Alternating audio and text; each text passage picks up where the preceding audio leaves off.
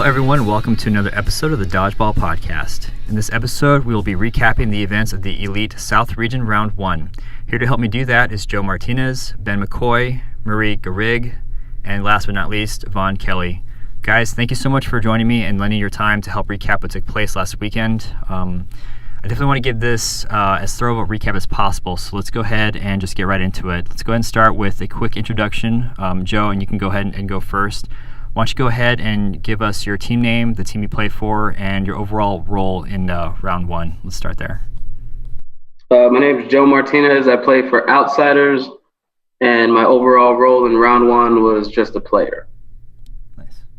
My name is Ben McCoy. I play for DodgeTronic Supertronic. My role is the captain on the team. Nice.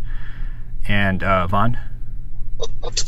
Vaughn Kelly, play for Outsiders also. As far as the tournament goes, I didn't have a role, but I hope to keep an eye out for Tyler and the Dodgeball Tribune, just sending him photos, sending him some, just kind of general information about the tournament, who won, who was kind of standing out, surprise teams, stuff like that. So awesome. A lot of the stuff that you kind of read in that article, I gave him sort of a general summary for, and then he expanded on it from there. Cool. So yeah, you're kind of feeding the intel. And initially I wanted to have Joe, Ben, and Marie on here, but then as I was reading the article, I saw that you had given that shout out and mentioned for providing that content. So thanks for kind of hopping on last minute. And then last but certainly not least, Marie, why don't you go ahead and give us your info? Sure. Marie Garrigue. I play with Southern Glory for Women and Outsiders for co-ed, which we do at finals. My role obviously was a player and a captain, Southern Glory, but I also helped make sure that we had our inaugural women's division down here in the South for round 1 out in New Orleans. Awesome. Definitely want to go into that too a little bit later. But first, let's just go ahead and start with your first thoughts overall. I know that a week has passed, and hopefully the events are still somewhat fresh in your guys' minds. But I do kind of want to start with maybe the elephant in the room. Adrenaline Rush was not there. And we can go round table and kind of just lend your thoughts on that real quick. But does anybody want to speak to what impact that might have had with them not being there? Actually, Joe, we'll go ahead and start with you. We kind of found out day of that they weren't going to get there. We knew Hitmen weren't coming the day before. But I think for some of the more competitive teams or the teams that were looking to get first or place in the least in 8.5, I think that definitely gave some teams a confidence boost that they weren't going to be there and do what they typically do, which is kind of beat up on everybody. So I think it gave some people a confidence boost. So is it kind of like the equivalent of maybe Doom not showing up, Doom and Rise for the West? If this were a couple of years ago, I think I'd say so. But I think especially teams like Outsiders and Outlaws and even that Stingers team who came and showed up, I think everybody's catching up. So I don't know that it's quite as excessive as saying it's like Doom not showing up, but I do think that it gave some of the teams, if not most of the teams, a big confidence boost that they weren't going to be there. Gotcha. Yeah, so I just wanted to kind of echo real quick a little bit of what Dominic provided me. He kind of gave me like a written rundown of what took place. And that was the absence of Adrenaline Rush and the Hitmen paved the way for round 1 to be up for grabs. Ben, do you kind of feel the same, or what was your take on those teams not being there? With the Adrenaline Rush not there, definitely it was up for grabs. They've been a dominant team in the South for, I don't know, since Elite started in the South. So they got a pretty solid lineup because everybody on their team is like, great thrower, great catcher. So they're a hard team to play for sure.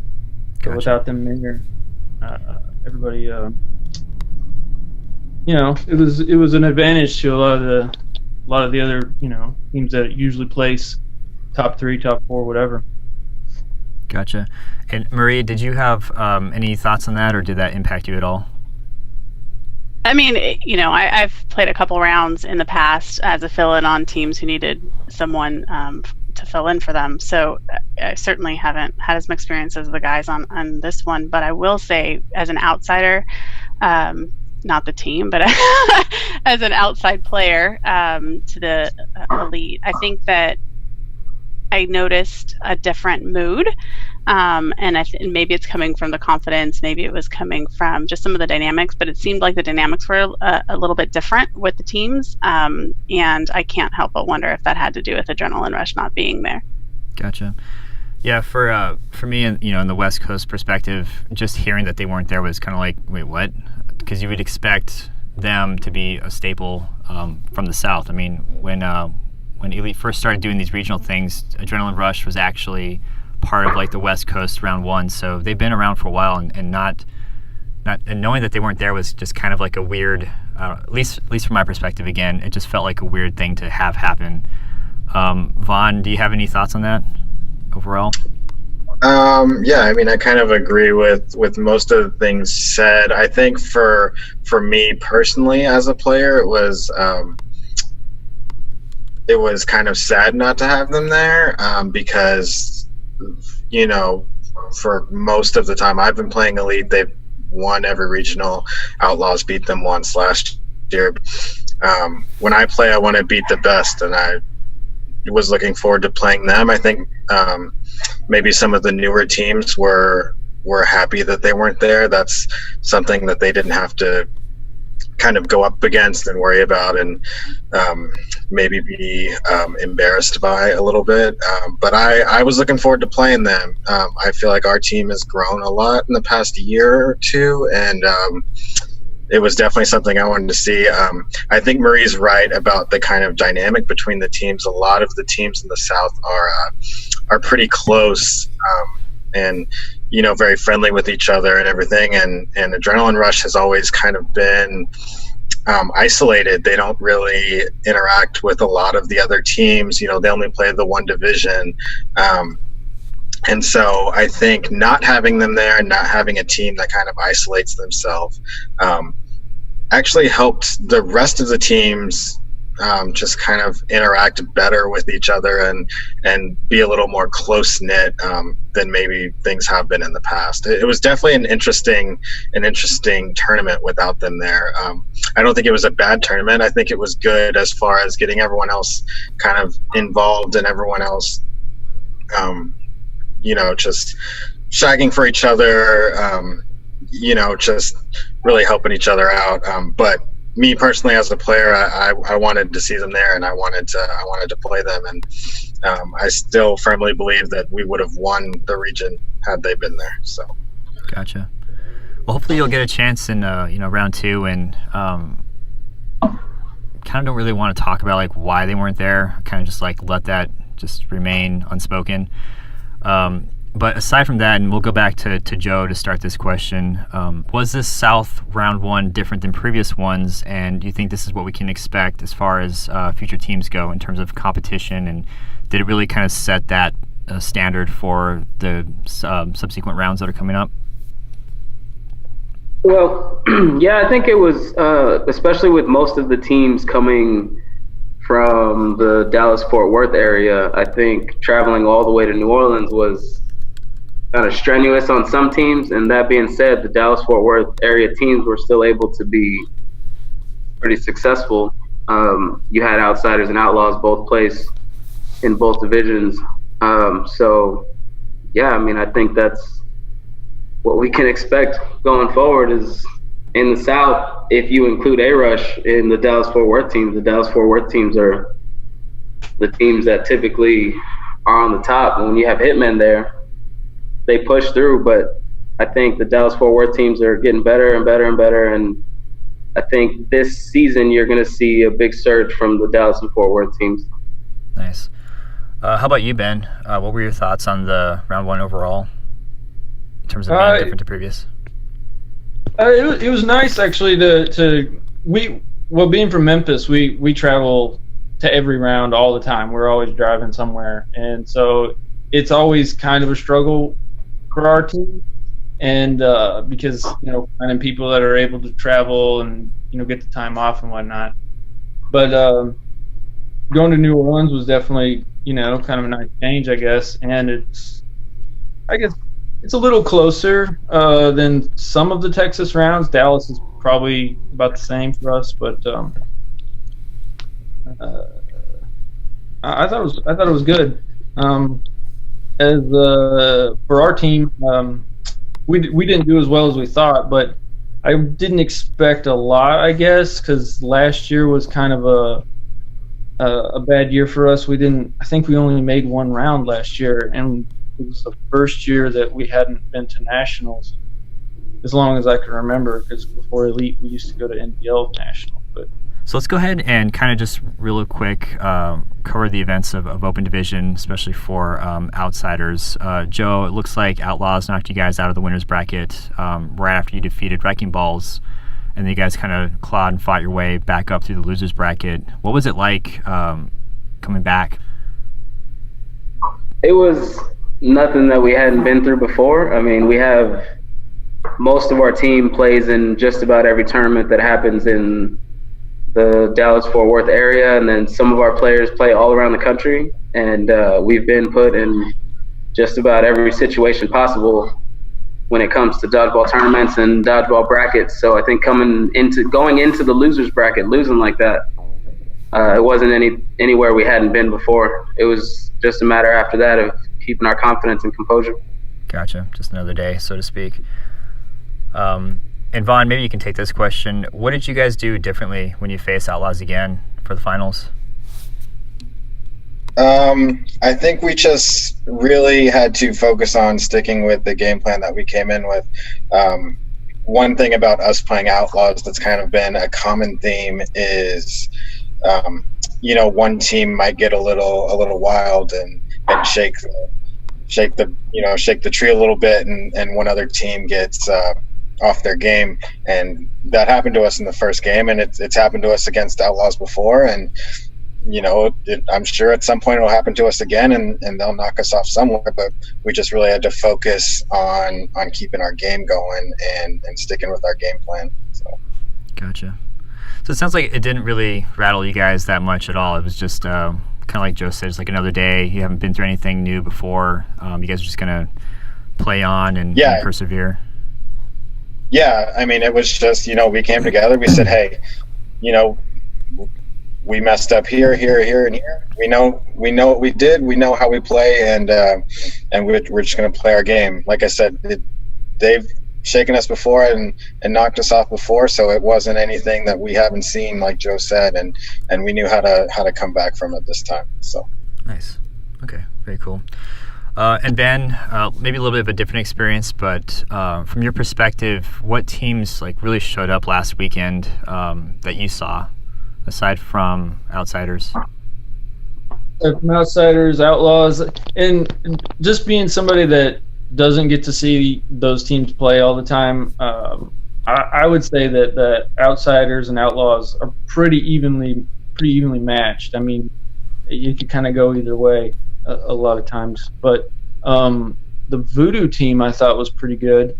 I'm not sure if we've played that particular lineup in the past, but I feel like we've played some of those guys before, and have beaten them and whatever. But this round they were pretty solid, and obviously the Giovinco team, Stingers. They were pretty good. Of course, none of us had really seen them before. I've seen Team Awesome play, I guess, but that was a different lineup. So. Gotcha. And Vaughn, you kind of shouted out Voodoo and Stingers a little bit. Were they just very well composed, or did they just come in swinging, or what was your take on them overall? With Stingers, they had a lot of individual talent. A lot of guys that could make the throws and the catches, but they didn't have a whole lot of cohesion as a team, and that's something that's just going to come with them playing more regularly and getting used to each other. I think having Matt Giovinco there to kind of lend his experience and kind of coach those guys in a way really, really helps them And I think that they're in the next, couple years, however long they stick around, they're going to be a team that shoots up pretty quickly. They, like I said, they had a lot of individual talent, and they just need to really hone their kind of team play a little bit. But I think they're a good team. I think they're strong.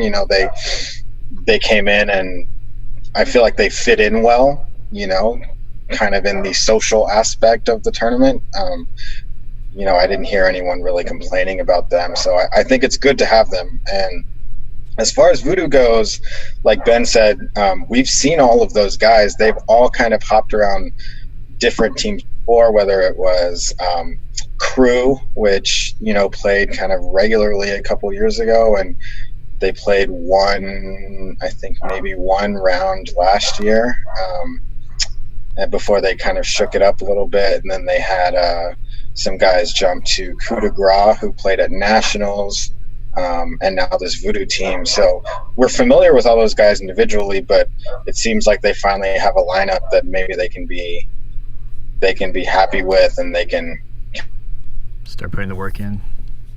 Cool. Well, let's go ahead and transition over to women's real quick. And this is coming from Tyler's article. It says, worth noting, Marie Garrigue deserves a massive shout out for her push and guidance in establishing a women's division in the South. Can you kind of speak to that a little bit, Marie? Yeah, well, I appreciate the credit. I think, the women of the South, especially those in the DFW area, really got together and said, this time we really want to be able to play elite. And it really stems from, I think, the last 2 years we've brought a team to nationals, having absolutely zero opportunity for women to play in elite unless they fill in on a team. Or a team picks someone up, which doesn't happen down here. And so, we're certainly underexperienced compared to everyone else at finals, and I'm okay with that, except we look like we're awful. Last year our team, I think 2 of us had experience playing any elite at all. And that was primarily co-ed no sting, and so the others had never even touched a no sting ball before getting to Boston, right? And so that's just the opportunity we had, and we got together and we made it happen. But we really wanted the chance to play like everybody else, and so fought for the opportunity through the winter, and really to try and make the opportunity for us to come out this season and have slots for the women to play. I think it's easier to get women to start playing when it's only women and they're not facing, a team with 6 guys on it, and they get an 8.5 thrown at their face, and so we, that worked out well for us. To just talk people into, and I think everybody really also got behind the idea of, hey, this is the inaugural time, right? This is the opportunity for us to make this happen for us. And so everyone kind of pitched in together to make it happen. Nice. When you say you fought for it over the winter time, what do you mean by that exactly? Well, I think, it's breaking tradition a little bit. The only divisions we've had out here for elite, as far as I know, at least the last couple of years, has been open 8.5 and open no sting. And so in South tends to be less represented than maybe some of the other areas. Just fewer teams participate on a regular basis and that kind of thing. And it's usually the same teams over and over again. So going in and saying, hey, you know what, we need space for the women to play, and trying to take a gamble and say, yeah, I can definitely get I guaranteed 4 teams of 4 so we could play 4x4. We can get all that many people to wherever we go, and it turned out to be New Orleans. It was a gamble trying to see if we could get that many people to go, but having to guarantee that, and then having to go behind the scenes and say, okay, come on guys, let's figure it out. Let's put some teams together. Who's going to play together? And then really there seems to be some pressure, I think, from the traditional teams that have played. They don't necessarily want to give up what they already have been doing for the last several years in order to make space for us, right? So there was a lot of discussion about having a co-ed no sting, which is what I understand is happening in some of the other regions, when there's a women's division, there's also co-ed and hosting. And we weren't able to make that happen just because there was some opposition to it, not only court space, but it's a different division, and we'd have to give up open hosting to make that happen. And that's going to be changed. And that was the type of stuff that had to happen over the last 6 months. Sounds like a lot. Yeah, I mean, it's as a former captain, it's enough just to get 5 other people to play and travel. So I mean, that's a major shout out then to you for getting a women's division and fighting for that. So thanks for kind of elaborating that a little bit more. That definitely makes a lot more sense. Yeah. Do you think we'll be able to see from this 6v6 actual women's division, like I don't want to say actual, but like a full division in the coming rounds? Yeah, I mean, I think we might. Part of the challenge is we ended up having the majority of the participants come from DFW. So traveling to New Orleans, we were able to find one team from New Orleans last minute. And some of that was just not having the connections with the right people to be able to get them informed of what we were doing. So now they're on board, but the majority of people traveled, and obviously not everybody can travel all the time. And so when we get to Shreveport is a whole lot closer for the DFW women. And so I think there will be some more people who are able to participate in Shreveport. We were capped at 6 teams for the 4x4. And we brought 5, and some of them had 5 members on it. So I think it's not out of the realm of possibility to have either 6x6 at Shreveport or probably for DFW. I haven't talked to the powers that be to see what that would take on the logistics side of it, but I think it's possible to have that many women playing at least by round 3 in Dallas. Nice. Well, that's awesome, man. It definitely has to start somewhere. So I'm sure by this time next year it'll be a full-on division, and it's because of people willing to put in the work. So that's great. As far as the actual tournament for women's went, what did you see overall? It looks like Throw Me Something seemed pretty dominant in the bracket. Was that the case for round robin as well? No. I think when it was in round robin, Caught Up did a great job, and Weapons of Mass Destruction, I think if anyone dominated, it would have been them.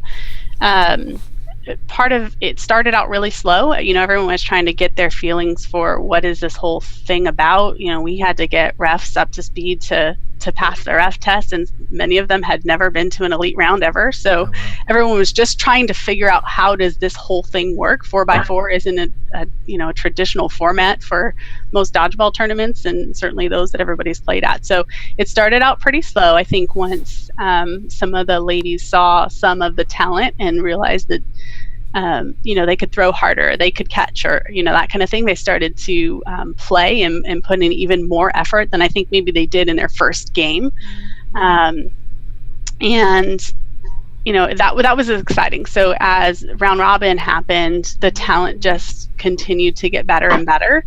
And then the other thing is the team started learning to play together, right? And so they started to learn everybody else and how to call some plays and who to watch for and how to take those people out if they needed to.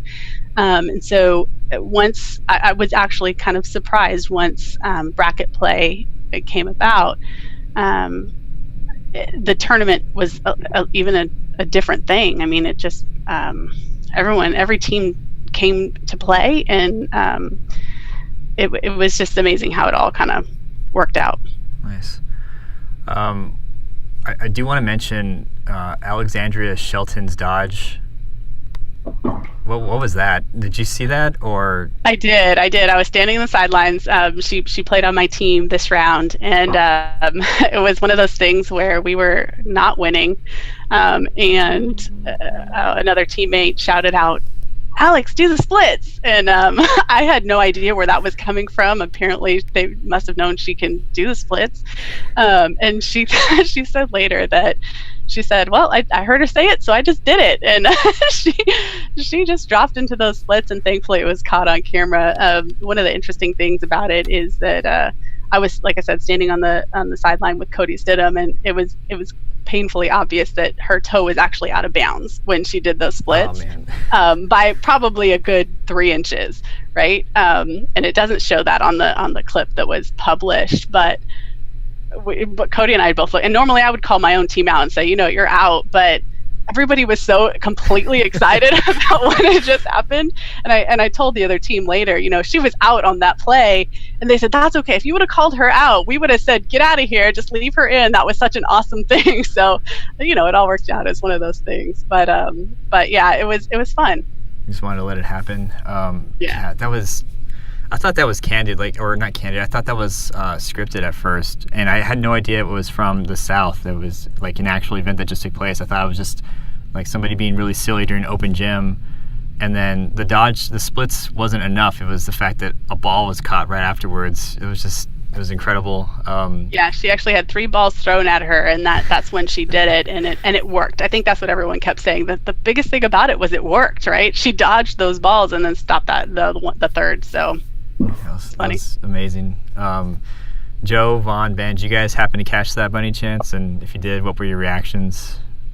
Yeah, I was on the sideline when it happened, and it was like Marie said, when she did it, it was kind of like, there's no way that just worked, and then she was safe, and everybody was like, couldn't believe what just happened. Awesome. And then right away I turned to Dominic, who was filming, and I was like, did you get that? And he said he for sure got that, and that was going on the highlight reel. I hope so.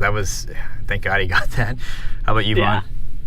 Yeah, I didn't see it live. At some point during, and I don't know what I was doing. I was off doing something. Maybe I was reffing. I don't know. I don't remember when exactly it happened, but I didn't really hear all the commotion in the gym. And at some point I got on my phone and someone had posted it on the Dodgeball family page, and that's when I saw it. So I ran over to Marie and I was like, when did this happen? Where did this come from? And she kind of gave me a recap, a similar recap to the one she just gave here. But it was definitely a cool thing to see. I wish I would have seen it in person, because I probably would have lost my mind. Just like everybody, all your mind's blown. Yeah. I love when stuff like that happens. Just like a collective mind-blowing thing that happens, and everybody's just like losing it, and everybody gets super amped and excited, and just completely changes the energy of the event. And Ben, did you get a chance to see that too? I did not. I think like Vaughn, I was either repping or playing. Dominic came over, I guess it must have been right after it happened or shortly after, and was showing some of my teammates, the footage he had on his camera there. But I didn't get to see it, no. Gotcha. Yeah, it's one of those things where you kind of hope you were there to see it, and if not, catch it later. Thankfully, thanks to like the streaming and people recording video. I know that's one thing that's happening a lot with events now. So cool. So speaking of good plays, and just kind of going back to the article, I did want to read this passage, and then maybe Joe, you can kind of let me your thoughts on that. So it said that their dominance was highlighted in the finals by Mikey Hashimoto, who was the contender for the tournament MVP. He had 2 huge game-saving catches against Matt Giovanco, a top player and elite all-star from the East. Can you kind of walk us through that, Joe? Kind of set the stage and explain what happened? Sure. We 2-0'd Stingers twice in a row, and these guys came in, a lot of respect to these guys, because they came in not like a new team. They came in with a lot of confidence, and they came in gunning, and they looked real good pretty much all day they looked really good, looking like they were one of the top teams, looking like they had been there over and over and over, but we had never seen them before. So going into finals, playing against them, we knew it wasn't just going to be blowing through them, and we got ourselves into some bad situations. And I would say the first big catch Mikey had was it was 2-on-1. They had Stingers had 2, Matt Giovanco was in, and Mikey was in by himself. And the thing about Mikey is he was catching that day from all over the place. With our team, we do a $5 competition. So at the end of every day, whoever has the most catches gets $5. And in the very first game, on the very first attack that a team had on us, he caught one. That was how he started the day. And I mean, by the middle of the day, we stopped counting because Mikey was way ahead. He was killing everybody with catches, and so when he got that big catch on that 2-on-1, it wasn't a surprise, and we knew we had it at that point. And we ended up taking that game. And then the other big catch he had was another situation to where I think it was actually 3-on-3 at that point against Stingers. Vaughn might have to confirm that, but at some point he was pushing Matt Giovinco was pushing Mikey back and happened to be pushing him directly into one of our other players, and it caused a collision.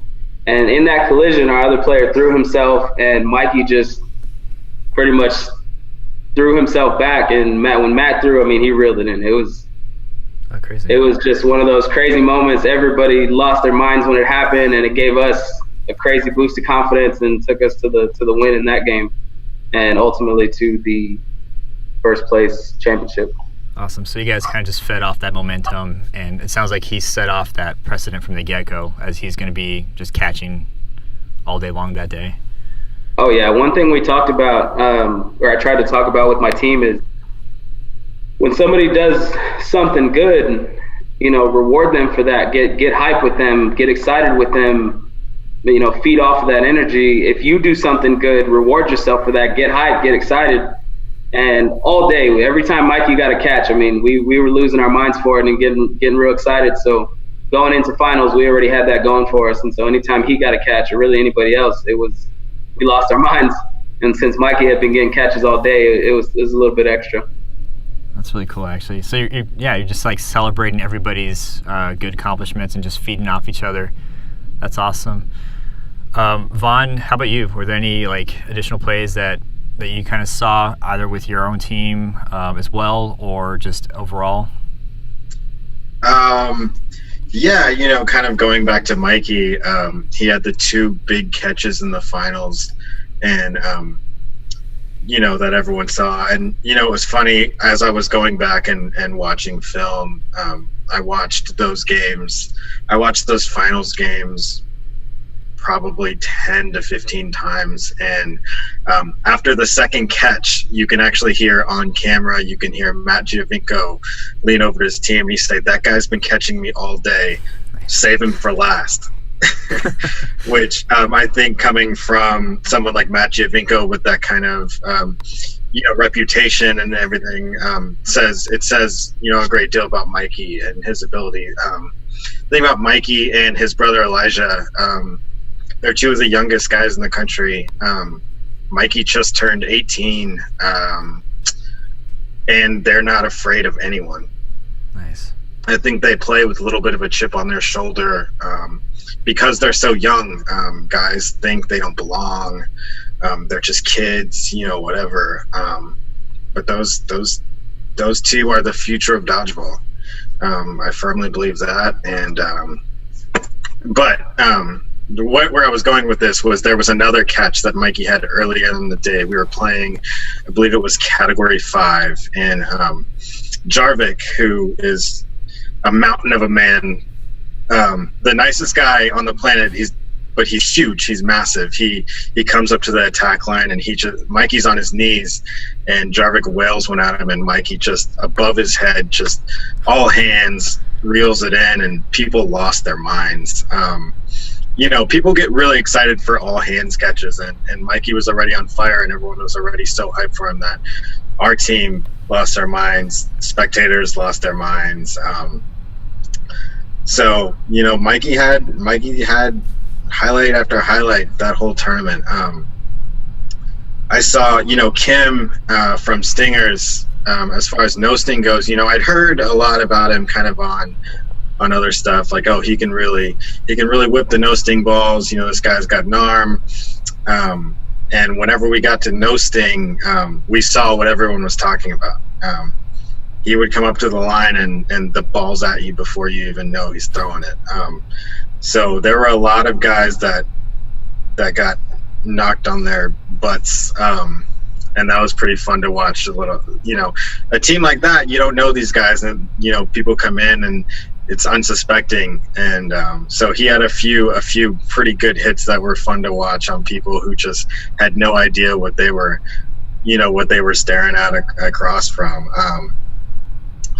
I'm trying to think of some other stuff that there were a lot of there weren't any. I don't remember seeing any real, oh my god, I can't believe that just happened plays. There was a lot of just really good team play. What about, sorry, I don't want to interrupt you too much, but what about Rachel's catches? Oh my god, yes. I cannot believe I forgot about that. So it was DodgeTronic. I believe they were playing Voodoo, but Ben can correct me if I'm wrong.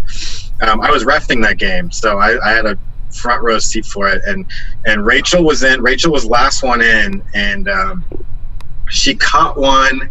Ben came back in, I believe, and then Ben caught one, and simultaneously Rachel caught another, and it just completely flipped the game. Everyone in the stands was just screaming, and it's an exciting thing for something like that to happen and for people to do it, but for a woman to do it, it's an even more exciting thing because, she saves a lot of our games.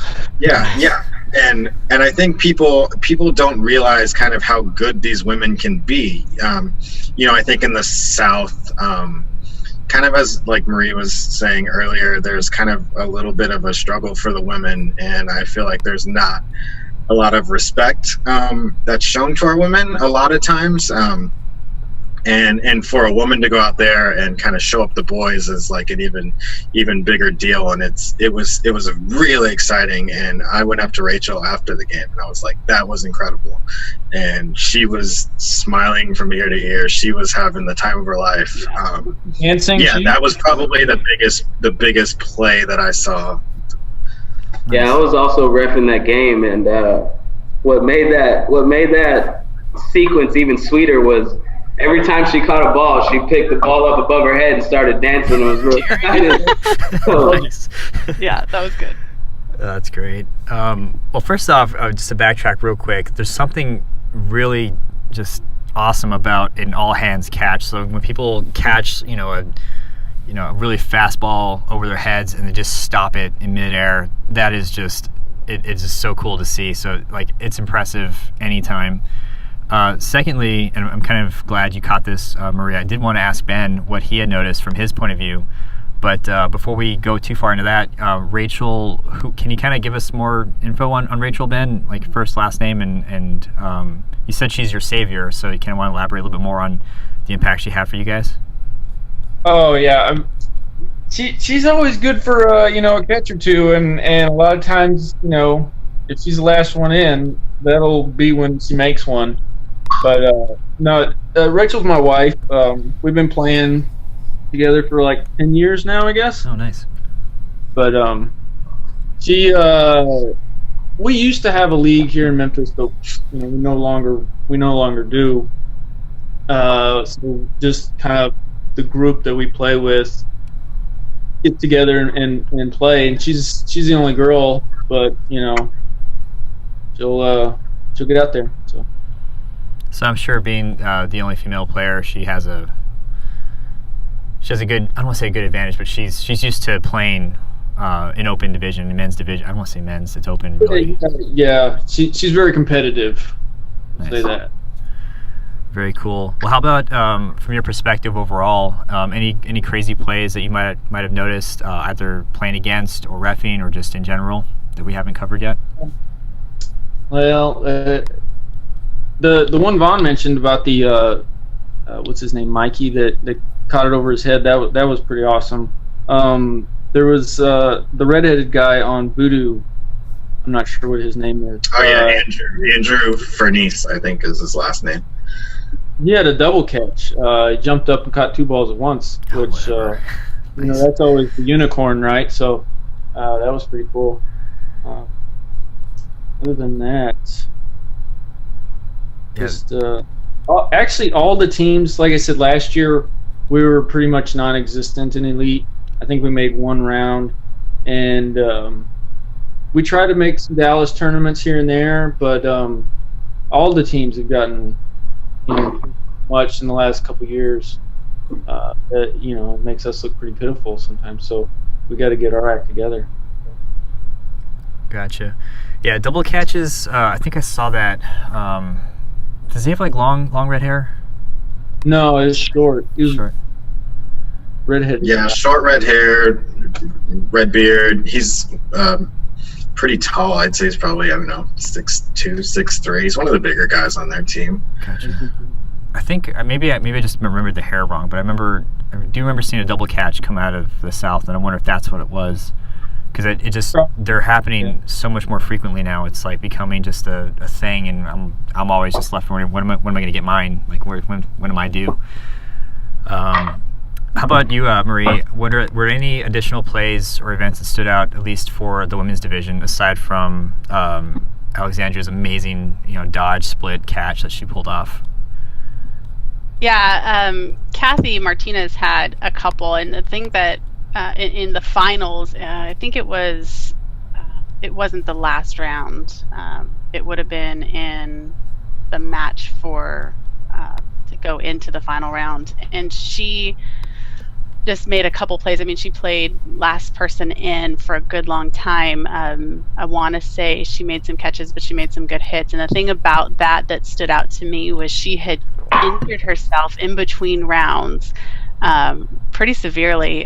Talked about the angle of her finger and that kind of thing, and she played through it. And so watching her, and she, no one really knew that, but watching her take on those teams, and they kind of laughed at me a little bit as the captain of the team. They, so what's this round for? I said, this is for third place or to go into the championship, and I was just happy after our round robin seeding to be getting that far. And, in that time she came back, and it was because of her playing and a handful of other things, but really her efforts with that injured finger to get us into that championship round. I think the rest of it is, a lot of times the plays that stand out are either, just like double catches or things like that where they don't happen very often, or from players you don't expect to see them. And because everybody's new, we don't really know what to expect from some people. So everyone had their own thing that kind of stood out. There was, I wish I knew people's names, and I'll have to learn them, but there was one lady out of the Throw Me Something Sister team out of New Orleans who had a fantastic pump fake. She had a lot of spunk, and I just respected the hell out of her, and I loved playing her. There was, a couple softball pitch throws that were pretty accurate, and then weapons of mass destruction. Christy Stevens had some great plays where she was fast moving and real excited and accurate as well, and that team in particular played pretty well together, throwing together, knowing what they were all supposed to be doing at any given time. So those were the kinds of things that stood out. It was less about one particular play and more about, oh, okay, I see that person can do that, and those were the types of conversations that were happening. Nice.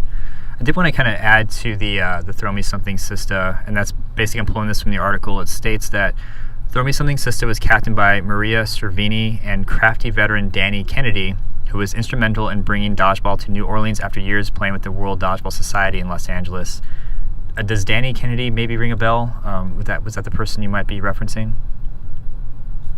It could be. Confidence on the court, that could have been her. I need to go and ask them who is who. I know which one Maria was, and the names on the backs of their jerseys didn't necessarily match Danny Kennedy or whatever, so I have to meet them. Gotcha.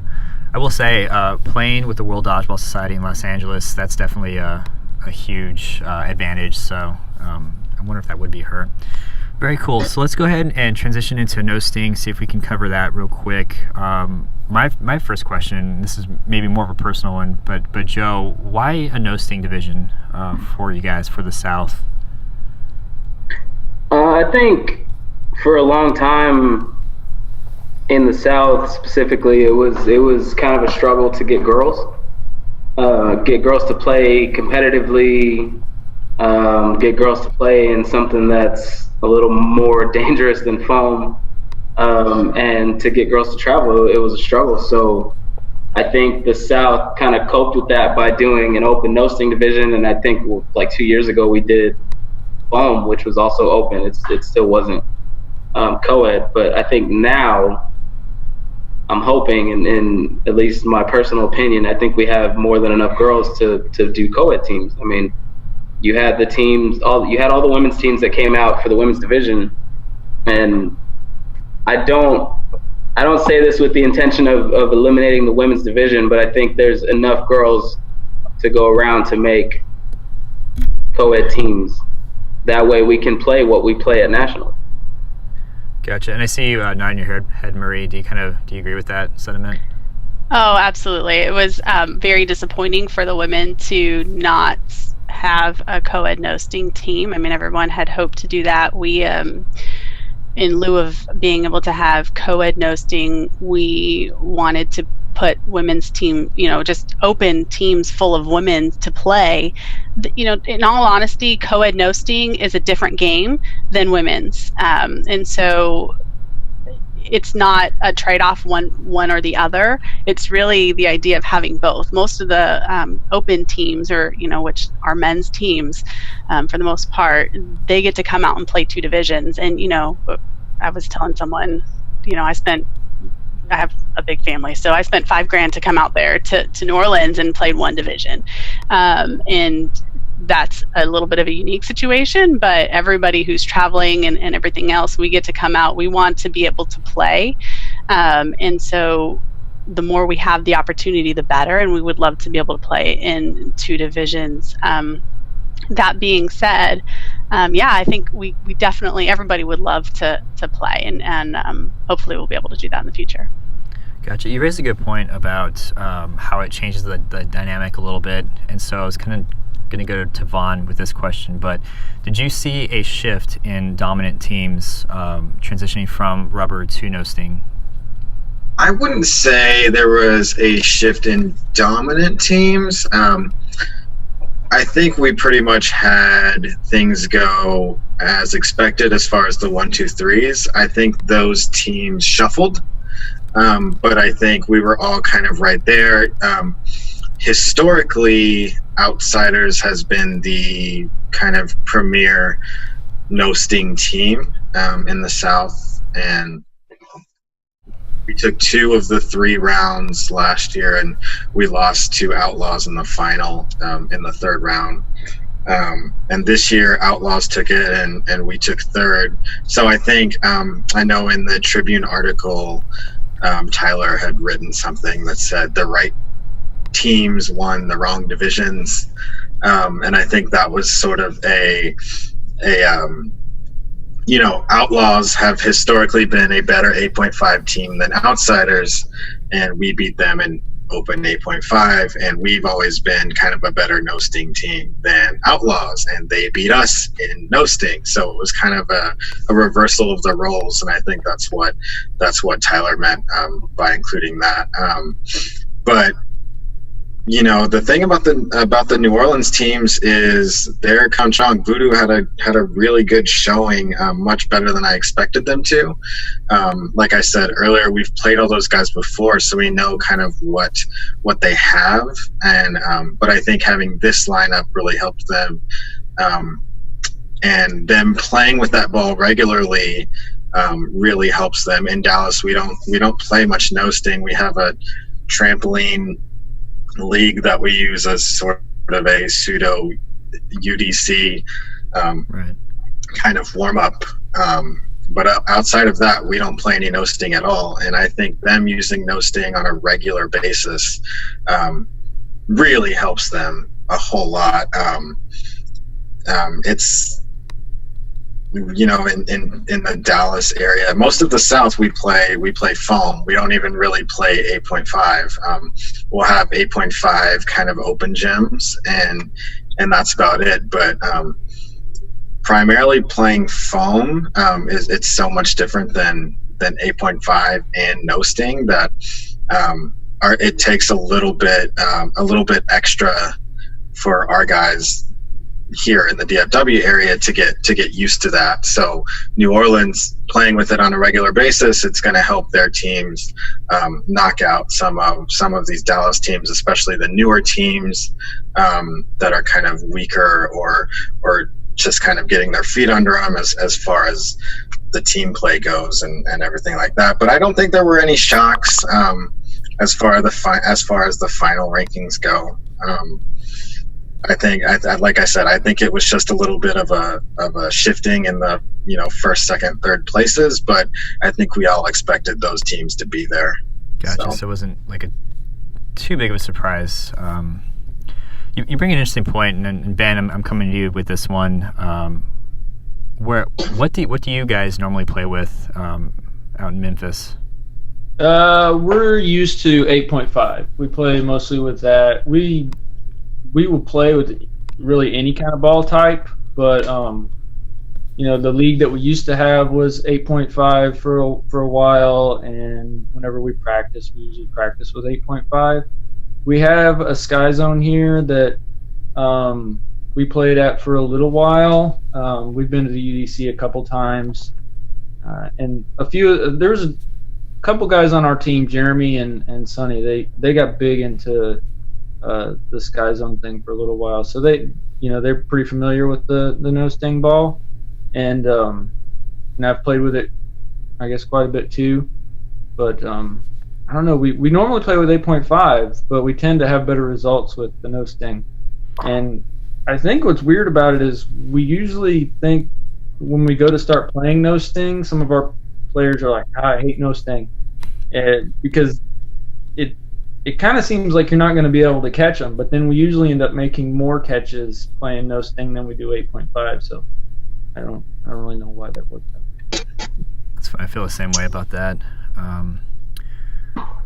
Did you? Yeah, I think I definitely catch more no sting than I do 8.5, and I hear that from a lot of people, but at the same time, I hear a lot of people say, they catch 8.5 better because it's a bigger ball. So I don't know. I guess it's maybe like 50-50 that I hear it. But me personally, I catch no sting a lot easier than I catch 8.5. How about you, Joe? Any big transitions from your catch ability from 8.5 to no sting? A year ago I would say yes, but I think because in the last, I don't know, maybe 2 months, we've been focusing on so much 8.5. I found it harder this tournament to catch no sting than I did 8.5. Even though I could see it going on in the tournament that, those no sting balls would compress onto people and stick more than the 8.5 balls were. I personally found it harder to catch no sting this time around. Gotcha. And Marie, do you have experience transitioning from 8.5 to no sting, or was it? I mean, it's pretty much no sting for you, at least in round one, correct? Yeah, I mean, I'll play with outsiders, like I said, for co-ed, and I play in the open gym as well. I think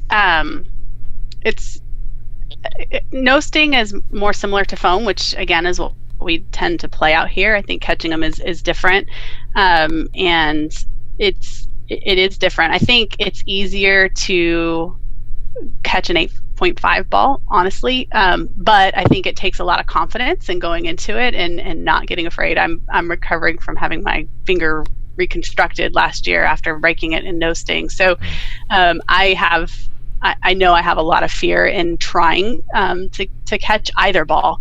That'll come with time again. So gotcha.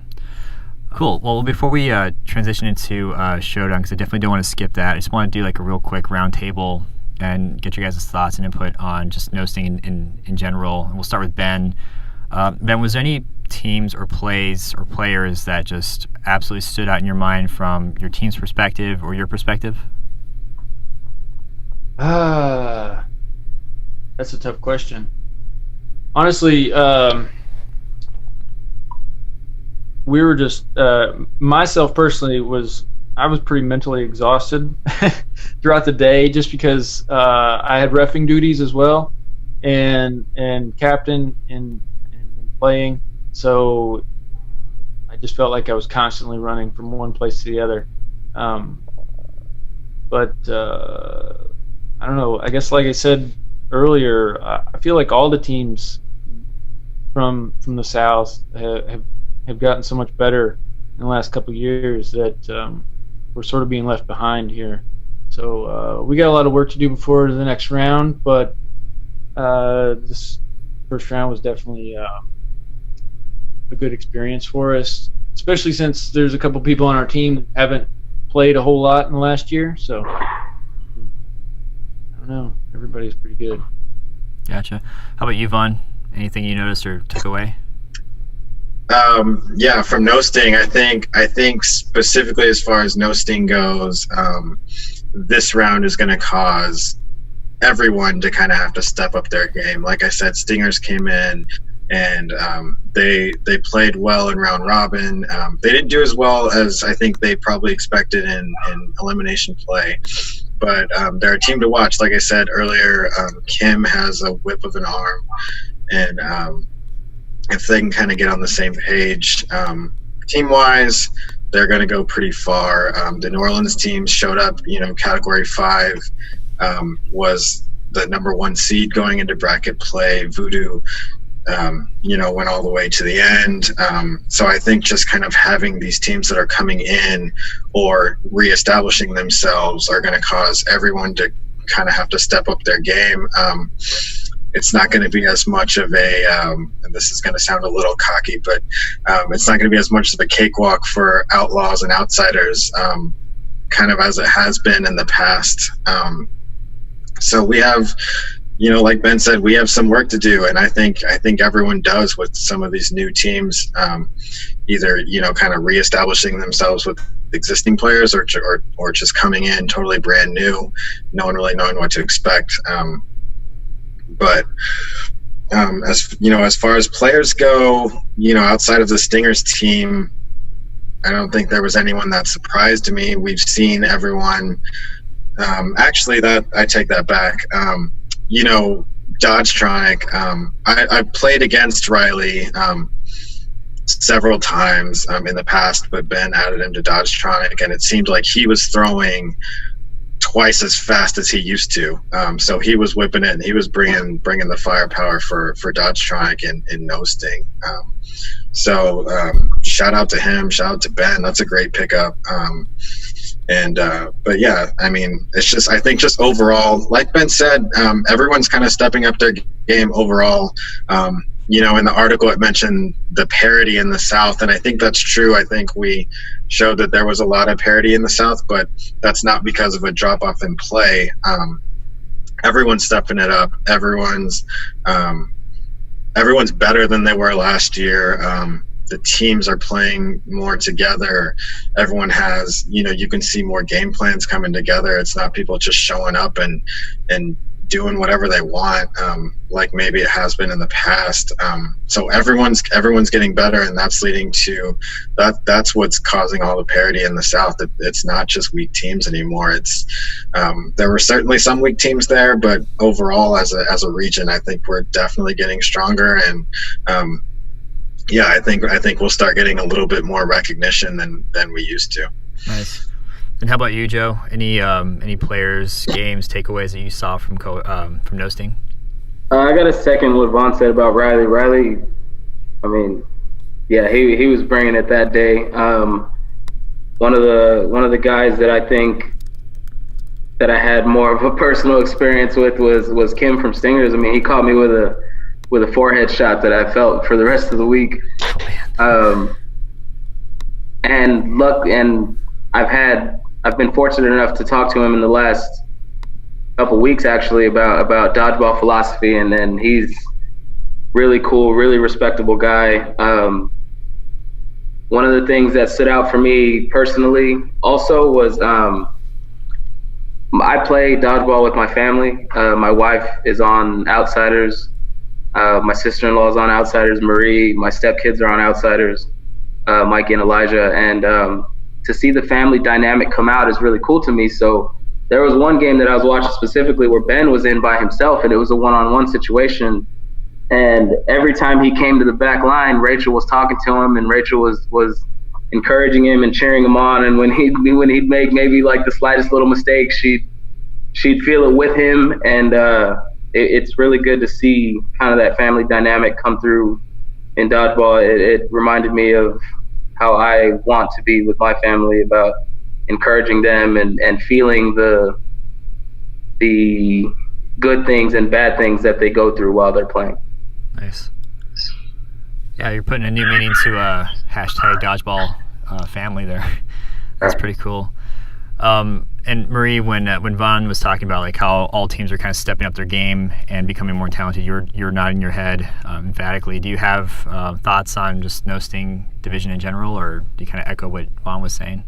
Yeah, no, I definitely do. I think that we're going to keep seeing the talent get better and better. I think just looking at the bracket and the different teams that we're playing, I want to call out one person. Wrecking Balls as a team prefers 8.5, and they're pretty vocal about that.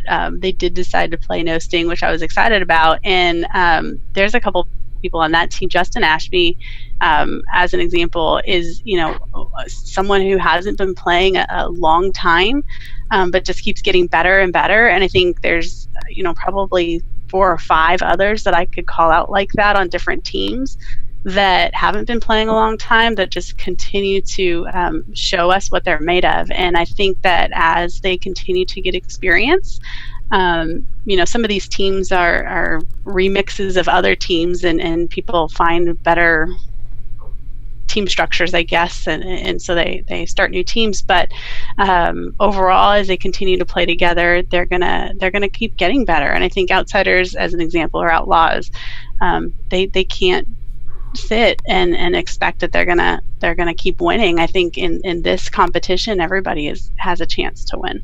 Nice. I'd also like to say too about Stingers, one thing I appreciated watching them play is their court etiquette, their integrity on the court was something I saw. That's not something that I always see out there, and is super important to me. And I appreciated that they brought that as they joined the South.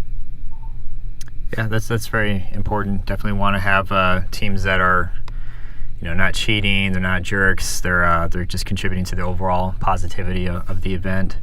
Always a good thing. Alrighty, so let's go ahead and transition to Showdown. And major shout out to Sergio De Leon for mentioning this, because I completely almost spaced it in my notes. First off, Vaughn and Ben, you guys were the ones that participated in Showdown, correct? Yes. Yep. Cool. Let's go ahead and start with Ben. What was your experience with Showdown, and how did you fare? Pretty poorly, but it's a fun thing to do, and I've faced off against somebody probably knows his name. I'm sorry, I forgot it. It's the larger black guy on Category 5. Oh yeah, Garrigue. Garrigue, yes. He is really fast for a big guy. I kind of thought, I was going to cruise in there and I could maybe, throw a couple quick shots and tag him, but he just completely owned me in the Showdown. So I think I only got 1 round on him, and that was it. Gotcha. How about you, Vaughn? What was your experience like?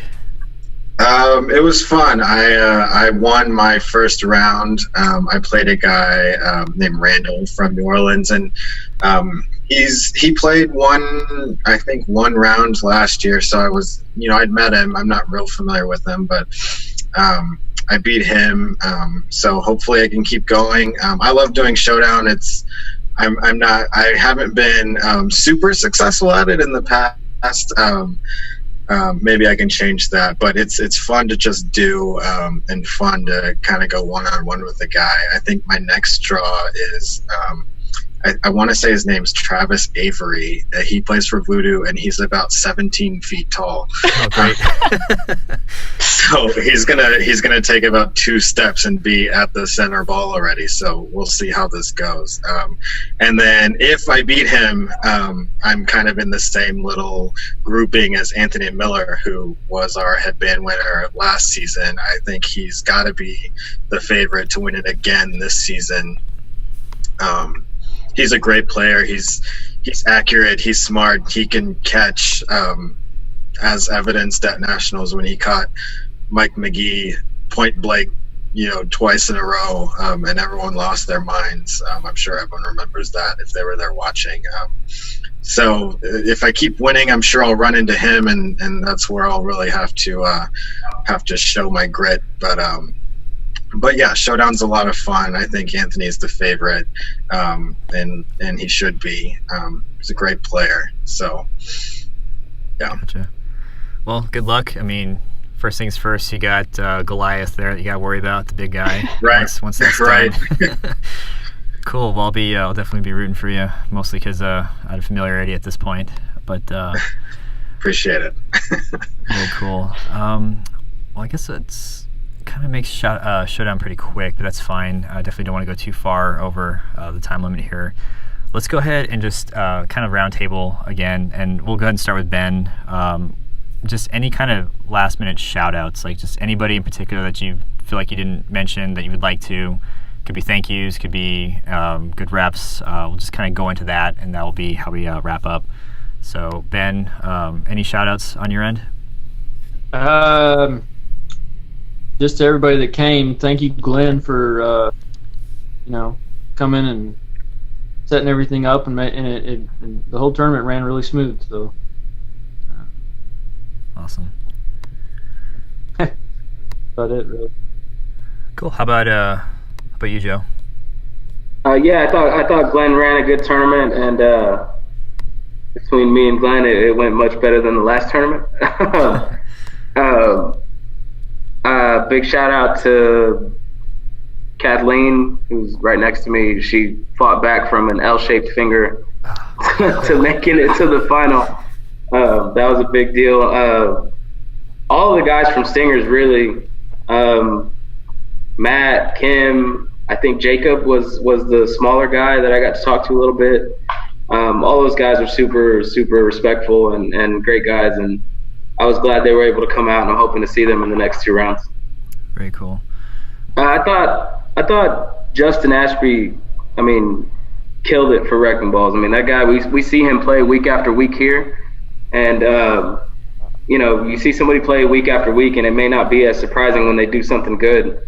He had a couple of close calls that didn't go his way that were against our team, but overall, every time I watched that guy, it was exciting. It was, he is going to do great things for that Wrecking Balls team, and it's always exciting watching him, and that's because I get to watch him 3 times a week. And at the tournament, it was nothing short of spectacular when you saw him, falling out of bounds for ball after ball after ball. That dude sacrificed his body like crazy, and it was real good to see the way he played, and I'm hoping that he gets to keep playing like that. Nice. How about you, Vaughn? Kind of echoing what Joe said, shout out to Glenn. This was the probably smoothest run elite regional that I've personally been to. I know he got, with the A-Rush drop, it threw a wrench in his plans, and it didn't even faze him. He just, picked it up and ran with it, and it was an incredible tournament. Shout out to Matt Giovinco. It was good to see him. We usually only see him at Nationals. I don't know how much, if any, role he had in putting that Stingers team together, but it's good to have some new blood and see a new team in the South that's been the same teams forever. So shout out to him if he had any role in that, and just shout out to him for coming. Ben, shout out to you guys. You guys are always fun to play. I know it's not easy for y'all to get here, just traveling, and I know it's not easy for you to always get, commitments and travel arrangements for everyone and everything. So we always appreciate seeing y'all, whether it's these elite tournaments or some of the smaller Dallas tournaments. And just, actually shout out to everyone, because the thing about the South is there's always some kind of, and I'm sure this isn't a South specific problem, but there's always some kind of drama on the court. We're usually arguing with Outlaws or Wrecking Balls, and they're arguing with us and everyone, but I didn't see any of that this round. It seemed like everyone was kind of in sync, and there wasn't a lot of arguing and drama and cussing each other out, and it was kind of refreshing, actually, to not have that kind of constantly going on. So shout out to everyone for just kind of being cool, like Nice. not having all the drama. And also, I kind of want to, not so much a shout out, more of a call out. Like Marie said, it's been hard to get women in the South, and we play open no sting. But me personally, Joe, a lot of other people I've talked to, we're all in for co-ed no sting. We carry Kathy and Marie all the time. Ben always has Rachel. So support your women, guys.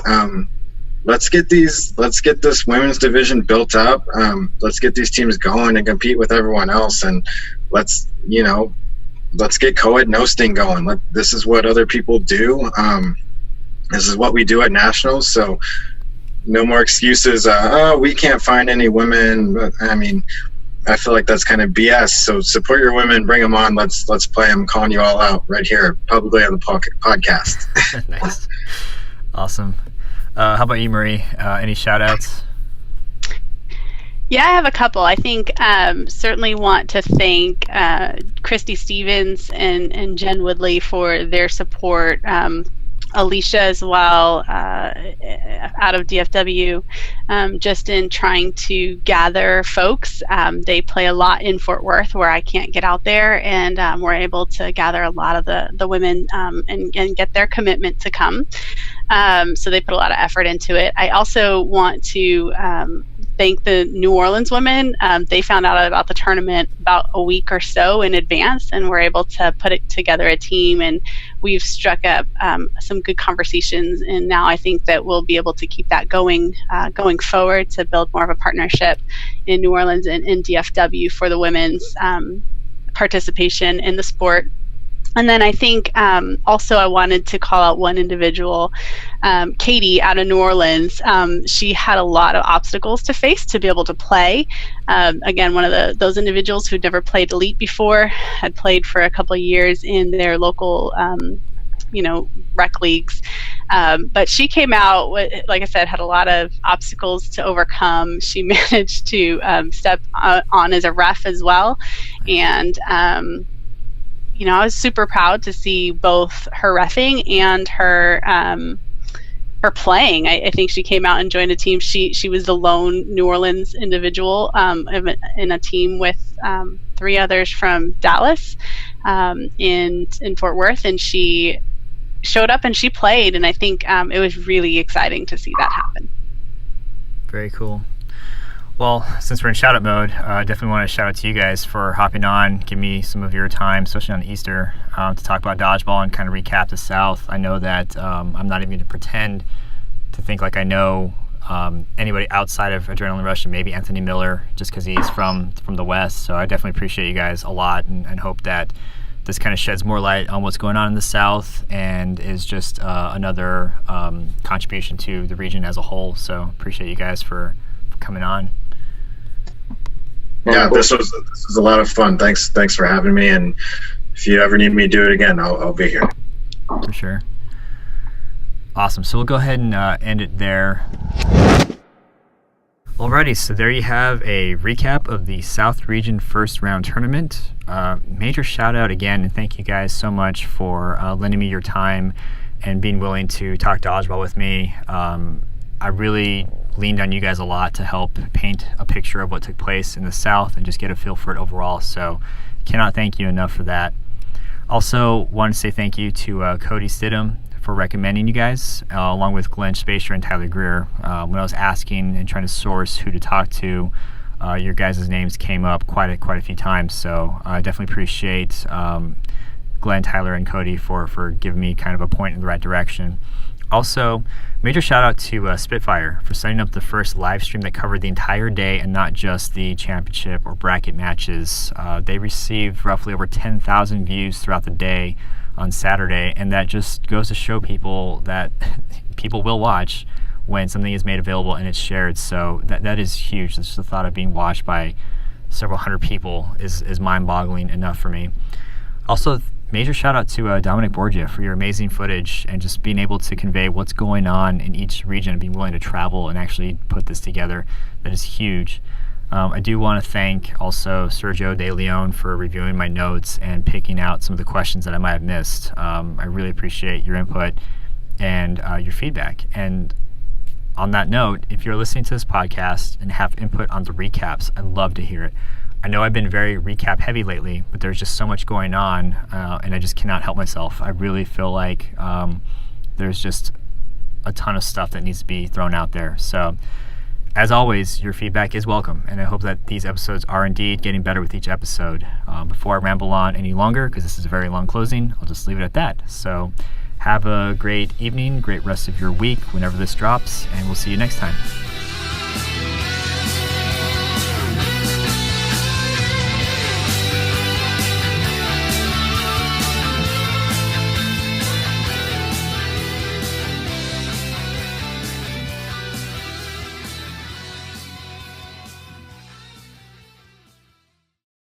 Kind of gave me like a little bit of a rundown. Sorry, Alexa isn't responding.